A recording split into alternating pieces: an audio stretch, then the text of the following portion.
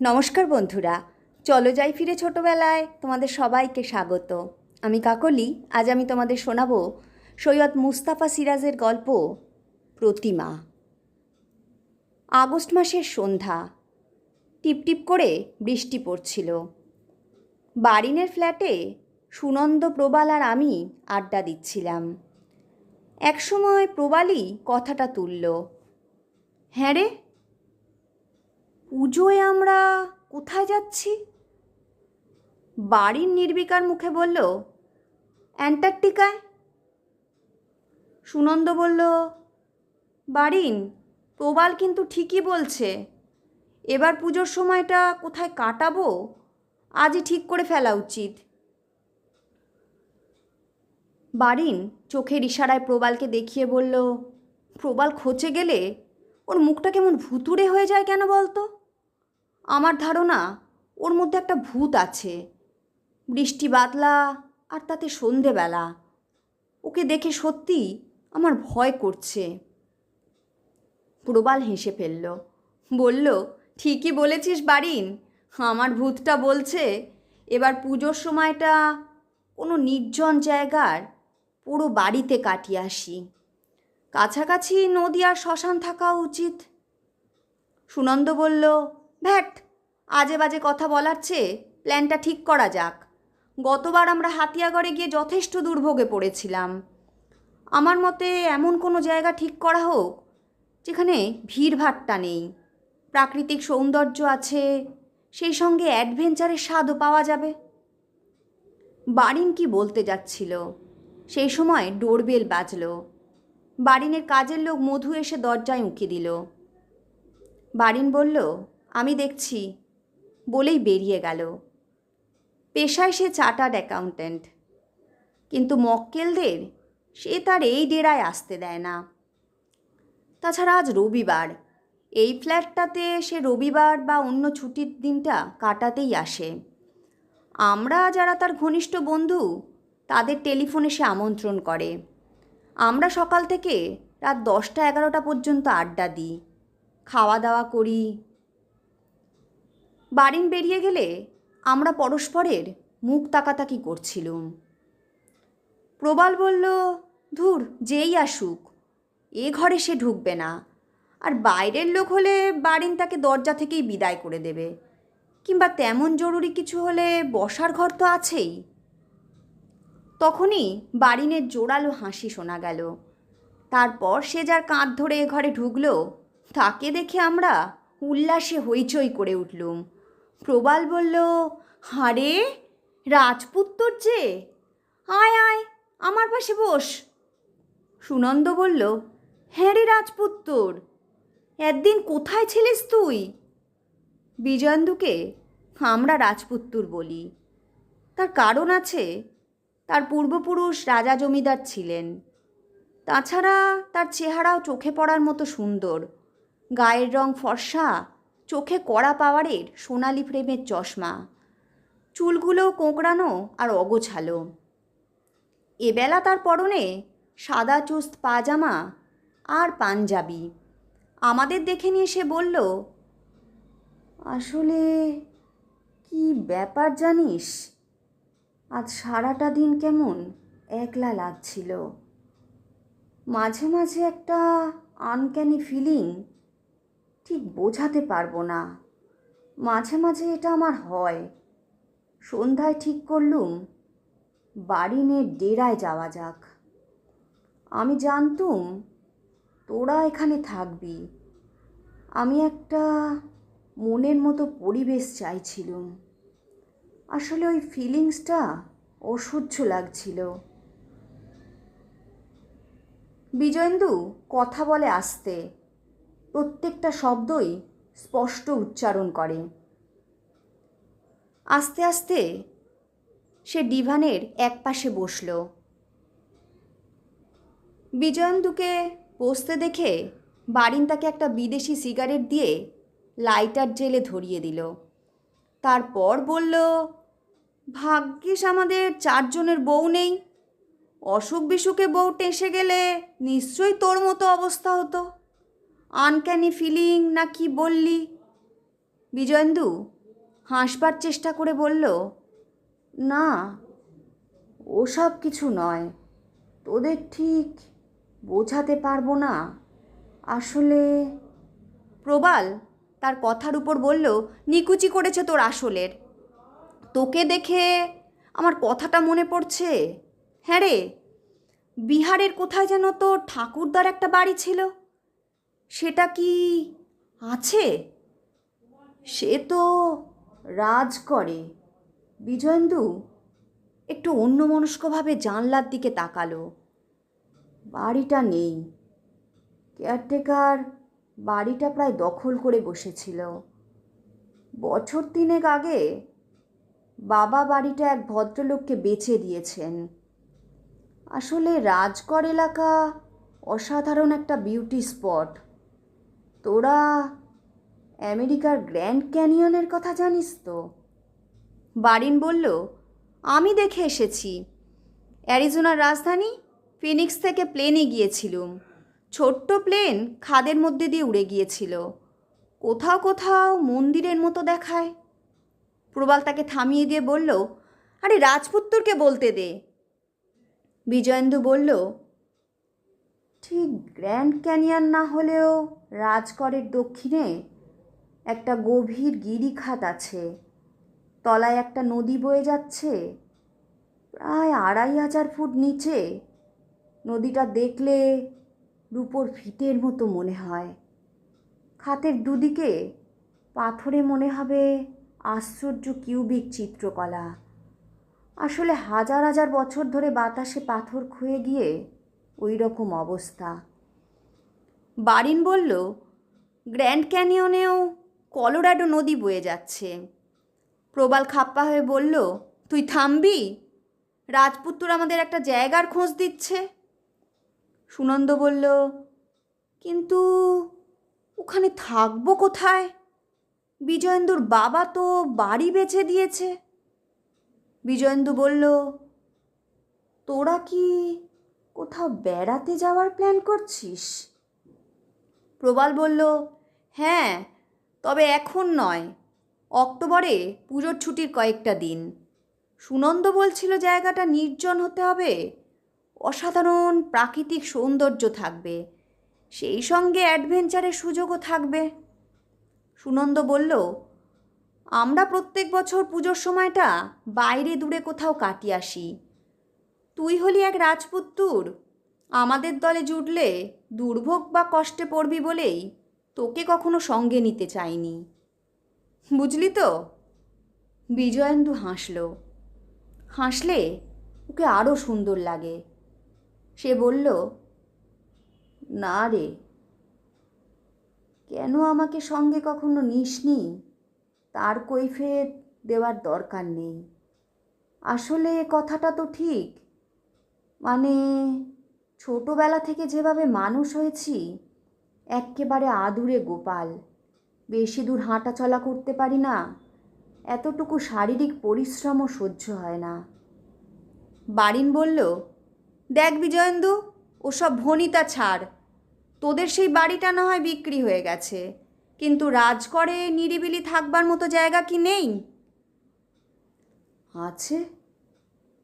বিজয়েন্দু সিগারেটের ধোঁয়া ছেড়ে বলল, আমাদের বাড়িটা রাজগড়ের শেষ প্রান্তে হলেও তত নির্জন এলাকা নয়, কিন্তু প্রায় 1/2 কিলোমিটার দূরে একটা টিলার গায়ে সরকারি বাংলো আছে। যে ভদ্রলোক আমাদের বাড়িটা কিনেছেন তাকে চিঠি লিখলে বাংলোয় থাকার ব্যবস্থা করে দিতে পারবেন। একটাই অসুবিধে, ওখানে বিদ্যুৎ নেই। সুনন্দ প্রায় লাফিয়ে উঠল, তাহলে অ্যাডভেঞ্চারের লেজ ধরার সুযোগ এসেই গেল। তুই কালই সেই ভদ্রলোককে চিঠি লিখে পোস্ট করবি। আমরা ষষ্ঠীর দিন বেরিয়ে পড়ব, সপ্তমীতে পৌঁছবো, থাকবো লক্ষ্মী পুজো পর্যন্ত। প্রবাল গম্ভীর হয়ে বলল, রাজপুত্তরও আমাদের সঙ্গে যাবে। বিজয়েন্দু যেন একটু চমকে উঠল, অথবা আমারই দেখার ভুল। সে বলল, আমি যাব? আমরা এক বাক্যে বললুম, যাবি? বিজয়েন্দু বলল, আসলে আমার একটা অসুবিধে, তোরা তো জানিস, চশমা খুললে আমি প্রায় অন্ধ। বারিন বলল, তাতে কি? তোর চশমা কেউ চুরি করবে নাকি? তুই যদি বেশি হাঁটাচলা না করতে পারিস, বাংলোয় কিংবা কাছাকাছি কোথাও বসে থাকবি। এতক্ষণে আমি বললুম, আচ্ছা বিজয়েন্দু। বিজয়েন্দু যেন অন্যমনস্কভাবে বলল, হুম, তুই নিশ্চয় ওই বাংলোয় বউকে নিয়ে হানিমুনে গিয়েছিলি? বিজয়েন্দু আমার কথার জবাব দিল না। বলল, আসলে বাংলোর পজিশনটা এমন যে সেখানে বসে অনেক দূর দেখা যায়, আর আশ্চর্য সব কল্পনা এসে যায়, বিশেষ করে জ্যোৎস্না রাতে। সে হঠাৎই চুপ করল। আবার হয়তো আমার দেখার ভুল, মনে হলো বিজয়েন্দু অনেক দূরে বসে কথা বলছিল। এভাবেই অক্টোবরে আমাদের রাজগড়ে যাওয়ার ব্যবস্থা হয়েছিল। নানা করেও বিজয়েন্দু শেষ পর্যন্ত আমাদের সঙ্গী হয়েছিল। এক রাত্রিরের ট্রেন জার্নি। স্টেশন থেকে আমাদের নিয়ে যাওয়ার জন্য রামেশ্বর প্রসাদ বিজয়েন্দুদের বাড়ি যিনি কিনেছেন জিপ গাড়ি নিয়ে অপেক্ষা করছিলেন। প্রায় 3 কিলোমিটার চমৎকার পিচ রাস্তার চড়াই উতরাই এবং কখনো তরঙ্গায়িত রুক্ষ মাঠ, কখনো নিবিড় জঙ্গল পেরিয়ে সকালের রোদে উজ্জ্বল শহর রাজগড়ের কাছে জিপ গাড়ি ডান দিকে বাঁক নিয়েছিল। এরপর পথটা ছিল অমসৃণ। বড় বড় পাথর ফেলে কোন যুগে স্টিম রোলার চালিয়ে সমতল করা হয়েছিল। এখন বর্ষার পর অবস্থা শোচনীয়। ঝাঁকুনিতে হাড়গোড় ভেঙে মনে হচ্ছিল গুঁড়ো হয়ে যাবে। কিছুক্ষণের মধ্যেই একটা টিলার গায়ে টালি চাপানো বিলিতি ধাঁচের বাংলোটা দেখা গিয়েছিল। টিলার গায়ে ঘোরালো রাস্তাটা অবশ্য সমতল এবং মোড়ামে ঢাকা। রাস্তায় আসবার সময় মনে মনে খাপ্পা হলেও প্রসাদজির সুব্যবস্থা শেষ পর্যন্ত আমাদের খুশিই করেছিল। কেয়ারটেকার সুরেশ সিংহ এবং চৌকিদার রামলালের জিম্মায় আমাদের রেখে তিনি বলেছিলেন, কোনো দরকার হলে সুরেশকে দিয়ে খবর পাঠাবেন। এরিয়ায় দেখার মতো অনেক কিছু আছে। বানেশ্বর শিবের মন্দির, গড়ের জঙ্গল, যেখানে রাজা সূর্যনারায়ণের সঙ্গে মোগলদের সাংঘাতিক যুদ্ধ হয়েছিল। তাছাড়া দক্ষিণ পশ্চিম কোণে কিছু দূর গেলে চণ্ডী নদীর খাত দেখা যাবে। প্রসাদজি বিজয়েন্দুর একটা হাত হাতে নিয়ে আরও বলেছিলেন, কৃপা করে একবেলা আপনার ঠাকুরদার হাবেলিতে গিয়ে ভোজন করলে খুশি হব। যা কিছু ঘটেছিল সবই শ্রী ভগবানের লীলা। আপনি যে আবার এসেছেন তাও তারই লীলা। তিনি ডেকেছেন বলেই তো আপনি এসেছেন। শ্রী ভগবানের লীলা মাহাত্ম্য কী ধরনের হবে তখন যদি তার আভাস পেতুম। তবে সেসব কথা থাক। ব্রিটিশ আমলের তৈরি বাংলো এবং পরিবেশ দেখে প্রবাল বিজয়েন্দুকে দুহাতে জড়িয়ে ধরে বলল, ওরে রাজপুত্তুর, আমাদের তুই কোথায় পৌঁছে দিয়েছিস রে? এ যে স্বর্গ। বাংলোর চারদিকে বারান্দা, মধ্যিখানে প্রশস্ত ঘরে ফায়ার প্লেস আছে। সুরেশ সিংহ আমাদের পাশের ঘরে নিয়ে গেলেন। এ ঘরটাও চওড়া, 2 ডাবল বেড, নিচু খাট, আর এক পাশে নতুন একটা ক্যাম্বিস খাট। ব্রেকফাস্ট এবং এদিনের লাঞ্চ ডিনারের ব্যবস্থাও প্রসাদজির অতিথি সৎকার। বিজয়েন্দু বলল, ভদ্রলোক সত্যিই অসাধারণ। আসলে খুব স্ট্রাগল করে মাথা তুলেছেন তো, তাই ভগবানে অগাধ বিশ্বাস। বারিন বলল, ওর ভগবানের লীলা আমাদের বিনি পয়সায় আজ খাওয়াচ্ছে। চুপচাপ ভক্তি ভরে খেয়ে নে, তারপর। প্রবাল বলল, তারপর আমরা সোজা নিচে নেমে গ্র্যান্ড ক্যানিয়ন দেখতে যাব। সুনন্দ বলল, ঠিক বলেছিস, ওখান থেকে ফিরে স্নান করে খেয়ে নেব, তারপর অ্যাডভেঞ্চারের প্ল্যান করা যাবে। প্রবাল বলল, বিজয়েন্দু আমাদের গাইড হবে। বিজয়েন্দু ম্লান হেসে বলল, বড্ড রোদ, তাছাড়া ওদিকে মাঠটা পাথরে ভরা, আমি বরং একটু ঘুমিয়ে নেব। ব্রেকফাস্টের পর আমরা চারজনে বাংলোর দক্ষিণে ঘাসে ঢাকা ঢাল বেয়ে নিচে গেলুম, কিন্তু ওপর থেকেই তরঙ্গায়িত মাঠটার স্বরূপ বুঝতে পারিনি। মাঝে মাঝে ঝোপ বা একলা কোনো গাছ, এবং সবখানে ছড়ানো শুধু পাথর আর পাথর। কয়েক পা এগিয়েই ছোট বড় নানান গড়নের পাথরে উঠতে হচ্ছিল এবং নামতে হচ্ছিল। ডান দিকে দেয়ালের মতো খাড়া একটা বিশাল উঁচু পাথরের নগ্ন পাহাড়। কোনো প্রাগৈতিহাসিক যুগে হয়তো ওই পাহাড়ের একটা অংশ বসে গিয়ে এই অসমতল মাঠে টুকরো টুকরো হয়ে ছড়িয়ে পড়েছিল। আধ ঘন্টায় দুর্গমতায় হাঁটাহাঁটির পর আমরা ক্লান্ত হয়ে পড়লুম। আকাশে মেঘ নেই, খড় রোদে দরদর করে সবাই ঘামছিলুম। ছায়ায় একটু বিশ্রাম নেওয়ারও সুযোগ নেই। আধ ঘন্টা গরম পাথরে ওঠানামা করতে করতে অবশেষে রুক্ষ গেরুয়া মাটিতে পৌঁছলুম। সেখানে তত পাথর নেই। হাঁটতে হাঁটতে বারিন হেঁড়ে গলায় রবীন্দ্রসঙ্গীত গাওয়ার চেষ্টা করল, কিন্তু পারল না। কিছু দূরে ঘন নীল উঁচু পাহাড় দেখা যাচ্ছিল। বারিন বলল, থুস, সেই গ্র্যান্ড ক্যানিয়ন কোথায়? কিছুতেই যে পৌঁছানো যাচ্ছে না। আমি বললুম, শ্রী ভগবানের লীলা বারিন, আমরা এবার বেঘরে মারা পড়ব, তেষ্টায় গলা শুকনো। ততক্ষণে দুটো জলের বোতলই শেষ। গ্র্যান্ড ক্যানিয়ন কোথায়? সেখানে পৌঁছতে পারলে ২৫০০ ফুট নিচ থেকে জল এনে দিতুম। বারিন ঘুরে বাংলোটা দেখার চেষ্টা করে বলল, যা বাবা, বাংলোটা ভ্যানিশ। সঙ্গে সঙ্গে প্রবাল, সুনন্দ আর আমি ঘুরে দাঁড়ালুম। সত্যি বাংলোটা এখান থেকে দেখা যাচ্ছে না। বললুম, সম্ভবত আমরা সোজাসুজি আসিনি।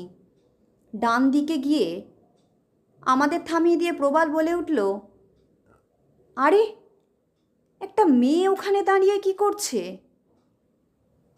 আমরা বাকি তিনজন একসঙ্গে বললুম, কই, কোথায়?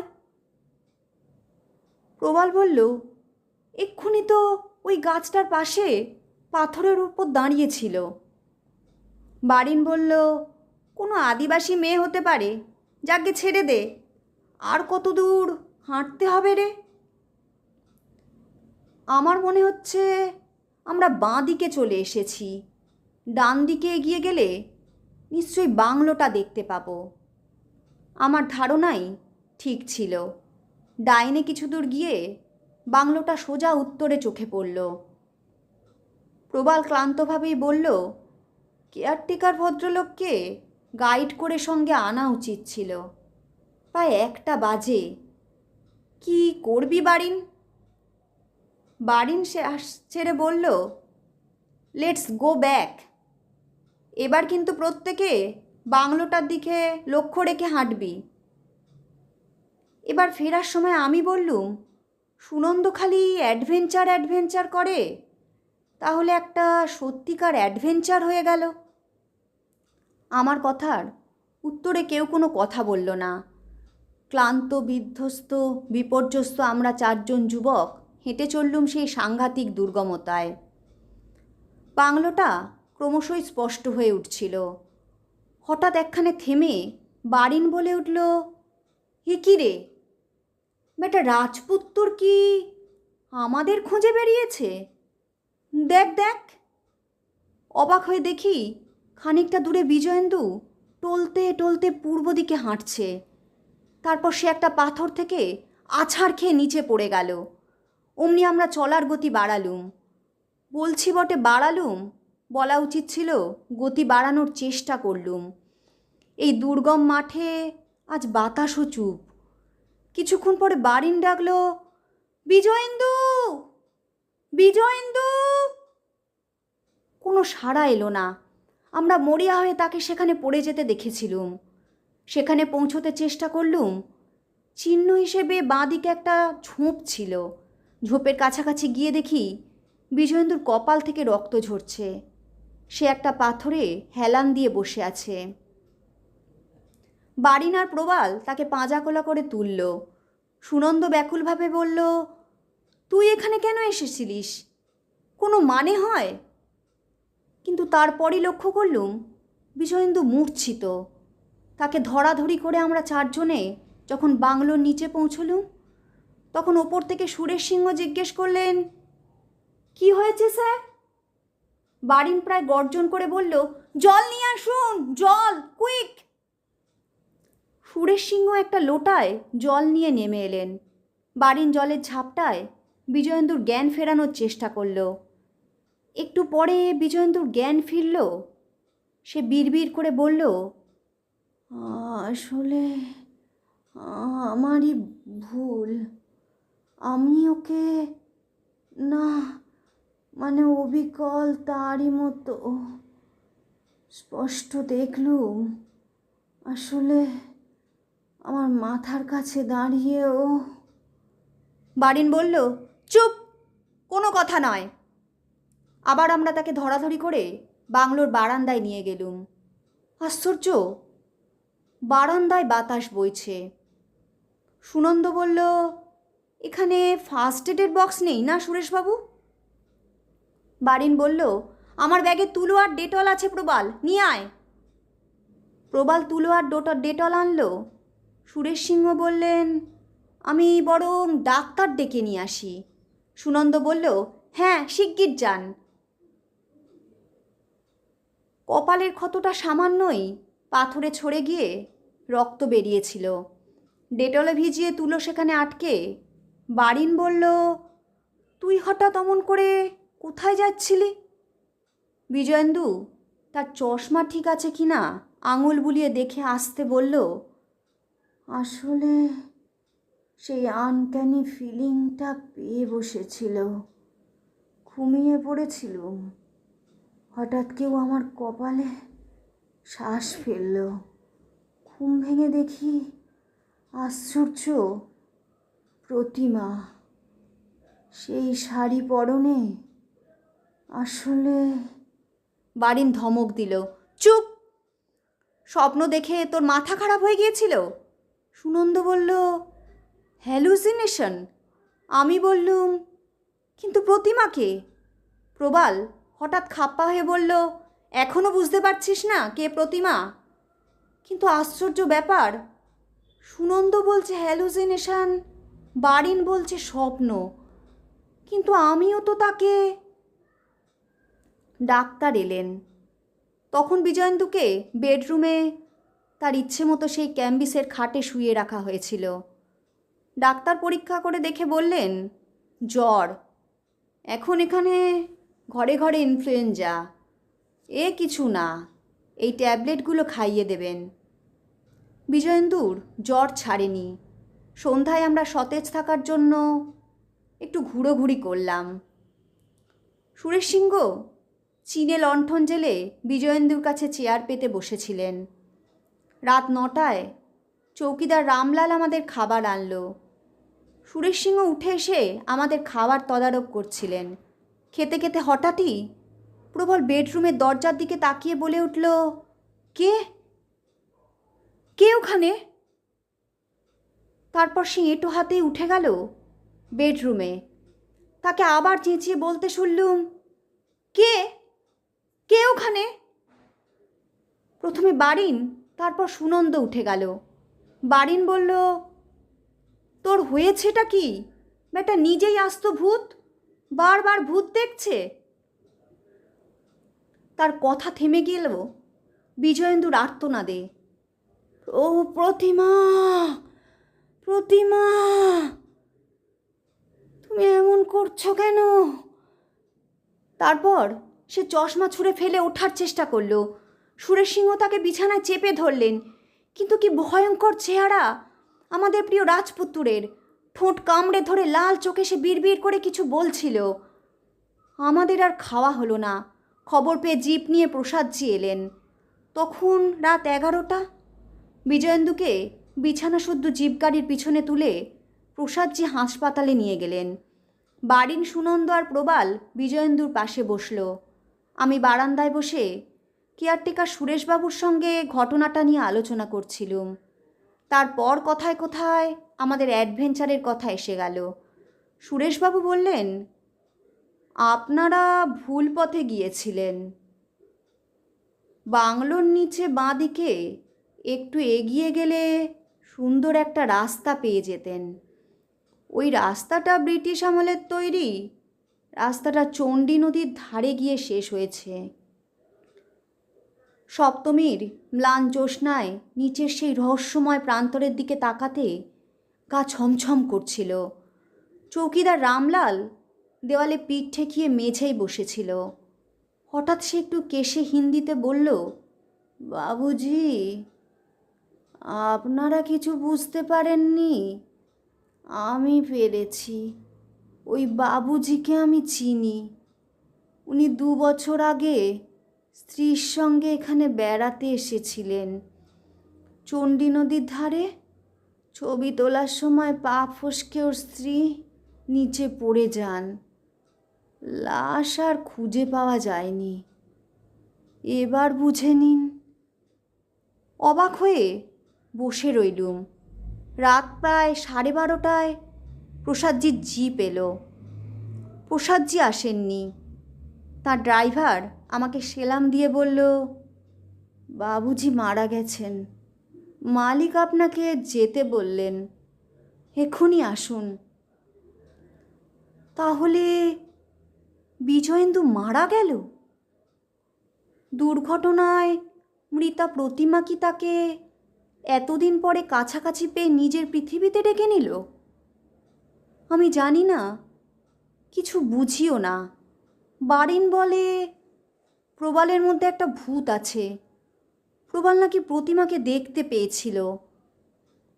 প্রবাল কি মিথ্যাবাদী, নাকি প্রতিমা একজন জীবিত মানুষকে সাক্ষী রাখতে চেয়েছিল? কোনটা সত্যি? কেমন লাগলো বন্ধুরা? গল্পটা যদি তোমাদের ভালো লাগে তাহলে অবশ্যই লাইক, শেয়ার, কমেন্ট করো কিন্তু। আর আমার চ্যানেলে যারা নতুন বন্ধু তারা আমার চ্যানেলটা সাবস্ক্রাইব করে নিও। আর পাশে থাকা বেল আইকনটা বাজাতে ভুলো না যেন। আজ তবে আসি, আবার আসবো আগামী পর্বে অন্য কোনো গল্প নিয়ে।